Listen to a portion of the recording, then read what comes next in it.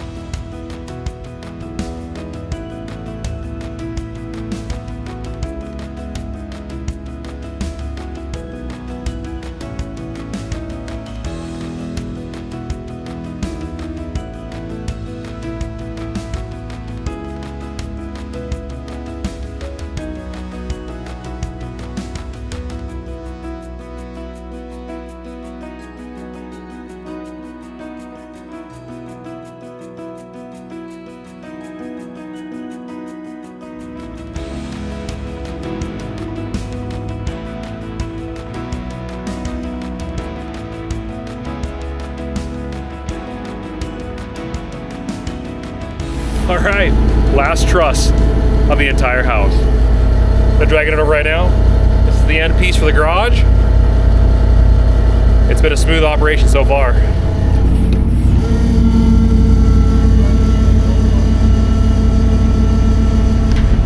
So if you guys have seen, tie the rope on the end, and that way we can keep it aligned as we come in, because otherwise it just spins. And I just slowly bring it over to level, lift it up to the height. I either have to raise and lower, extend and contract to get it centered, and then they just tack it in on the corner, and we'll square it up. All right, let's go up.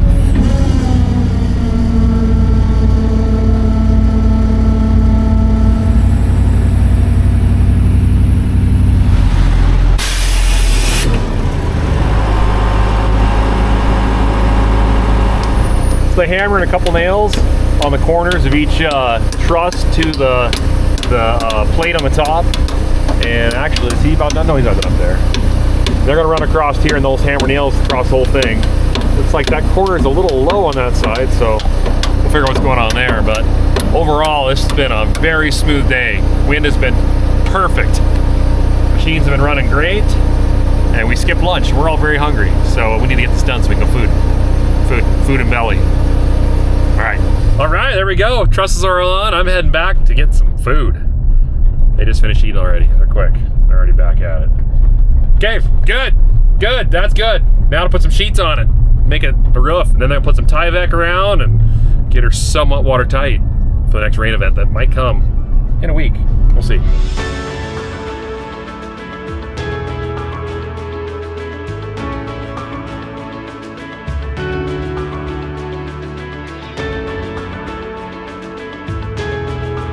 Check it out, isn't that sweet? So I think tomorrow they're gonna start working on overframing the top of this garage to the roof line of the house, and then there'll be a staircase right here. They're gonna make a spot here for it to transition up into that room, and then I'll have access to the attic from that side too. And then while they were doing all that, I was kind of helpless at the moment, useless, not very useful, and I had a request from the wife. She said, "Hey, can we take some of the scraps and make a doghouse?" Sure.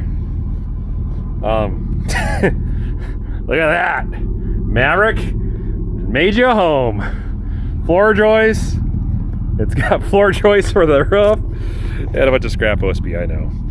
You're all impressed. We'll put a carpet in there. Maybe throw a little paint on it. It'll last a year, maybe two, until we get, fully established here. But for the now, it's a happy doggy, I'm sure. Unless you guys want to stay in there. $100 a night? 50. We'll do 50. How about that? Okay.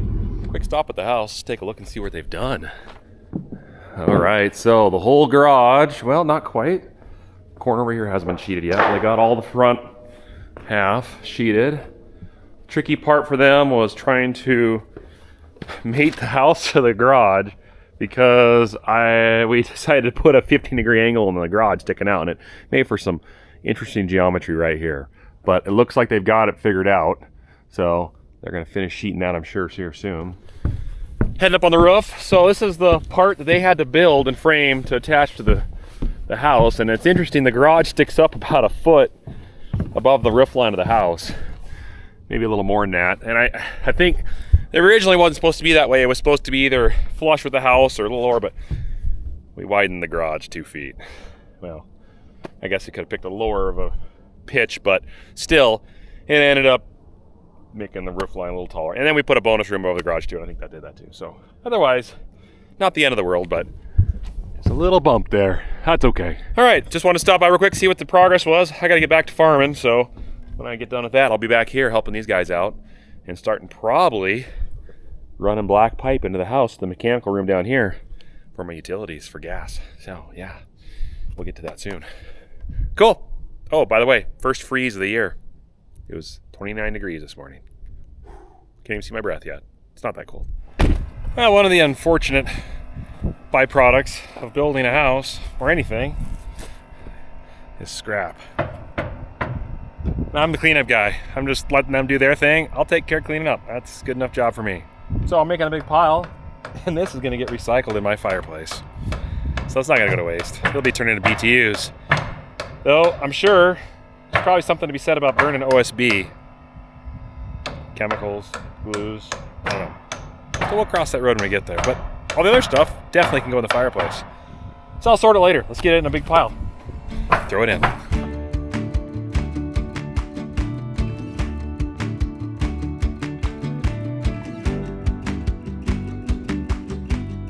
So the guys are putting the Feltex on the roof. It's just basically a really heavy duty tarp in roll form. It's very expensive, but it's really good at protecting the roof from moisture. So they're putting that on, go across the whole roof. Then eventually I think we're gonna Tyvek it, the outside, wrap the house, and then get the siding and roofing ordered so that when that shows up, they can just put it right on. But for now, because there's weather coming in 2 days, they're talking a little bit of rain. Usually they say a bunch, and then it ends up being this much. But maybe it'll be this much. That's what they're saying, it'll be this much. Anyways, we could use some. Winter wheat needs it. But it'd be really good to have this thing pretty much watertight. So when the rain comes, the whole inside stays dry. The OSB's been soaked a couple times. I shouldn't say soaked, but it's had some water on it, flooring and everything, and it doesn't need anymore. So get this roofing on, this Feltex, and stay dry. All right, well today we're getting the gable on. That's the last part of the roof that's got to be done so they can finish putting the Feltex on, and then they get ready to order metal. So this part right here, big arch in front of the house, they had to put a 40-foot beam on to hold all that. There'll be posts sticking it up. You'll see when it comes together, but right now we got the grate all on the beam, and we're trying to put the first post in on the corner here to hold that. Then we'll slowly put a couple more along, so stay tuned. It's gonna look sweet.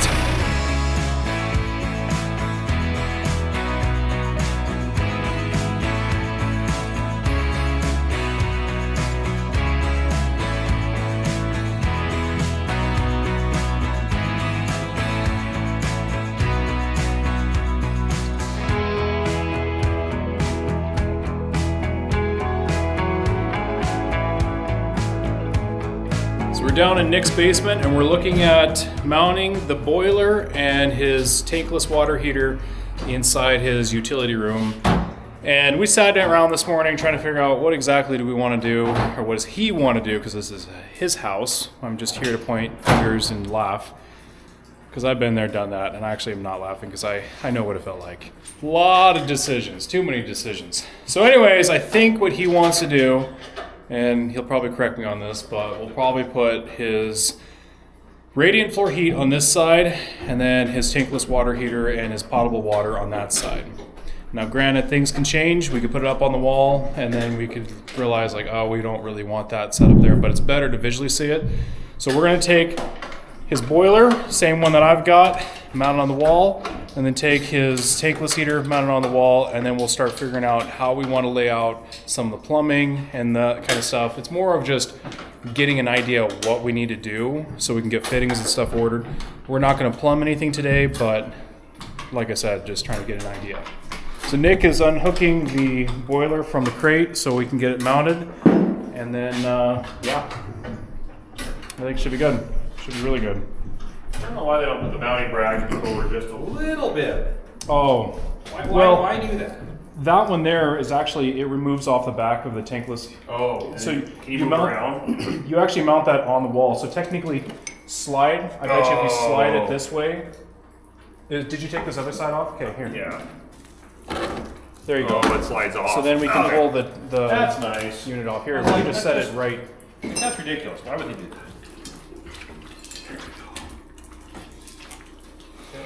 So if I remember correctly, I think the top of mine I set at 6 feet exactly. Because then you're about eye level when you're working on it. So if you mount it like this, when you open the door, then you have easier access to fix stuff in there. Okay, so you're putting it at 2 feet. Right.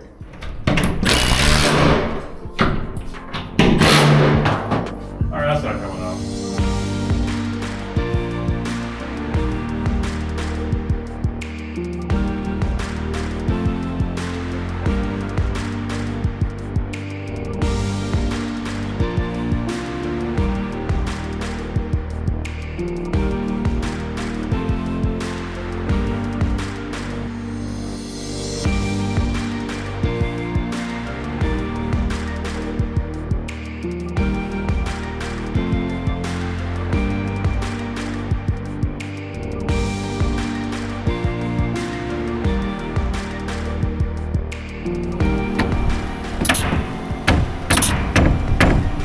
Downstairs here, the floor joists, they're 12-inch floor joists, and they're engineered for this span, but it must just be pushing it just a little bit because you can feel a bounce when you're upstairs. If you jump on the floor, it shakes a little bit. I'm sure it's strong enough, but that bounce is kind of annoying. So I'm taking a lot of the scrap pieces. I ripped them all to 12 inches. These are all 8-footers. And I'm just gonna go through with the glue and the nailer and do what I'm doing here and plate one side of every floor joist. And that should stiffen it up. And that way it won't be any more bounce. Got one chance to do this, so might as well do it. It's gonna take some nails and glue and some scrap, but it'll be worth it. So let's get to doing it.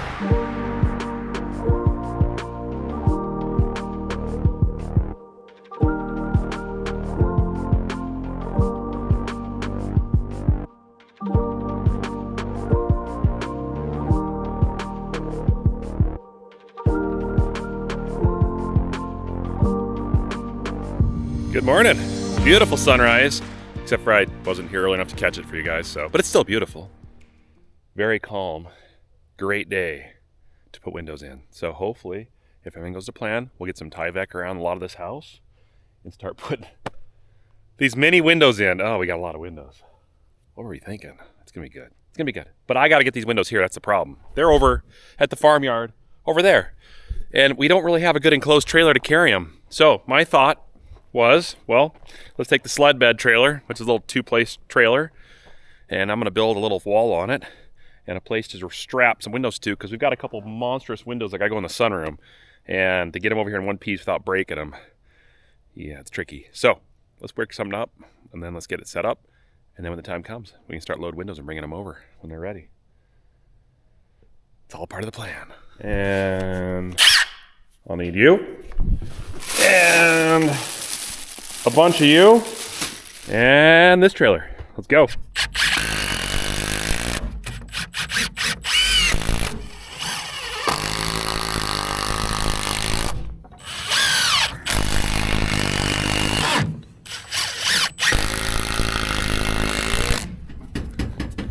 That ought to work. Okay, we'll stack them all up against here and throw some straps for the top, bring them a mile over, get this process going before the wind picks up.